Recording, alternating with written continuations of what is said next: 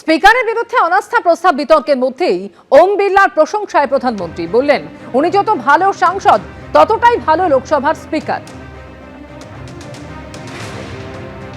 ओम बिरला जी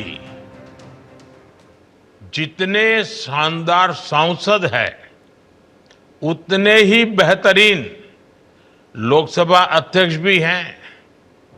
वे संविधान को पूरी तरह समर्पित है।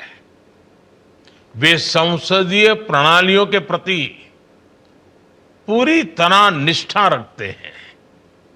वे आज किसी पक्ष के सदस्य नहीं है, वो पक्ष प्रतिपक्ष से पूरी तरह ऊपर है। एक अच्छे मुखिया की तरह सबको साथ लेकर के चलने की भूमिका में रहते हैं और सदन में जितने भी हमारे माननीय सांसदगण हैं उनको वो अच्छे से संभाल लेते हैं। और कभी कभी कुछ बड़े घरानों के अहंकारी उत्पाती अगर कोई छात्र आ भी जाते हैं, वो अपना हुड़दंग करने की आदत तो छोड़ते नहीं है, तो भी वो सदन के मुखिया की तरह सबको संभालते हैं, सबके कड़वे बोल भी झेल लेते हैं। और आपने देखा होगा हर बार वो मुस्कुराते हैं, एक मीठी हंसी उनके चेहरे पर हमेशा रहती है। রাষ্ট্রপতিকে অপমানের অভিযোগে পোস্ট করলেন প্রধানমন্ত্রী।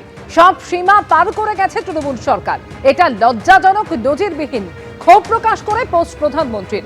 গণতন্ত্রের ওপর যাদের আস্থা রয়েছে, যারা আদিবাসীদের উন্নয়নের পক্ষে, তারা ব্যথিত। রাষ্ট্রপতিকে অপমান করা হয়েছে, এর জন্য দায়ী প্রশাসন। সাঁওতাল সংস্কৃতির মতো বিষয়কে অত্যন্ত হালকাভাবে দেখে রাজ্য প্রশাসন। রাষ্ট্রপতির পদ রাজনীতির ঊর্ধ্বে, এর গরিমা রক্ষা করা উচিত।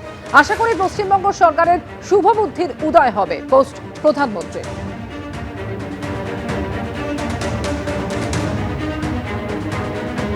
আর এই নিয়ে পোস্ট করেছেন অভিষেক বন্দ্যোপাধ্যায়। একদিকে পশ্চিমবঙ্গবাসী, আর একদিকে BJP, ECI, ED, IT, CBI. যখন পশ্চিমবঙ্গের বিরুদ্ধে সবাই একজোট, তখন বাংলা আরো শক্তিশালী হয়। চালিয়ে যান প্রধানমন্ত্রীর পাল্টা পোস্ট অভিষেক বন্দ্যোপাধ্যায়।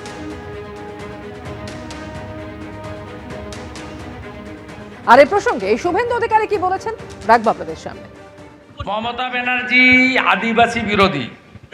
তিনি বিধানসভাতে যেদিনকে আমরা আদিবাসীদের চিরাচরিত ঐতিহ্যের পোশাক পাঞ্চি গলায় দিয়ে, মাথায় দিয়ে আমরা ভোট দিয়েছিলাম, সেদিন মমতা ব্যানার্জির নেতৃত্বে এরা লাইন দিয়ে যশবন্ত সিনহাকে ভোট দিয়েছিল। তা উনি তো ঘোষিত আদিবাসী বিরোধী। সবচেয়ে ব্যতিক্রমী ঘটনা, মহামহিম রাষ্ট্রপতি তিনি আজকে বাধ্য হয়ে মুখ খুলেছেন। আমরা প্রত্যেক দিন এই যন্ত্রণা বয়ে নিয়ে বেরোচ্ছি, যন্ত্রণা নিয়ে আমরা এগোচ্ছি।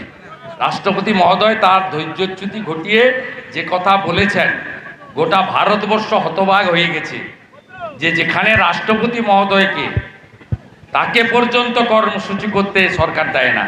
এবিপি আনন্দ, এগিয়ে থাকে, এগিয়ে রাখে।